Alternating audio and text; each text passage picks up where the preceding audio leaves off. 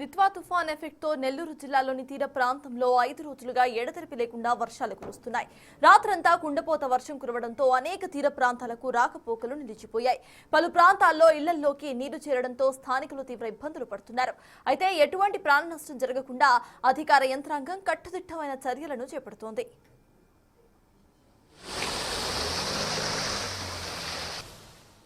మరోవైపు తుఫాను ప్రభావంతో తిరుమలగిరిలో ఆహ్లాదకర వాతావరణాన్ని సంతరించుకున్నాయి. వరుసగా 5 రోజుల నుంచి వర్షాలు పడుతూ ఉండటం, పొగమంచు కమ్ముకోవడంతో శ్రీవారి నిలయం భక్తులకు కనువిందు చేస్తోంది. పొగమంచు కారణంగా అలిపిరి నుంచి తిరుమల వెళ్లే రహదారి, అలాగే కిందకు దిగే రహదారులలో దృశ్యత తగ్గింది. భక్తులు జాగ్రత్తగా ప్రయాణించాలని సూచిస్తున్నారు అధికారులు. రెండో ఘాట్ రోడ్లో కొండ చర్యలు విరిగిపడే అవకాశం ఉన్నందున భక్తులు అప్రమత్తంగా ఉండాలని హెచ్చరిస్తున్నారు అధికారులు.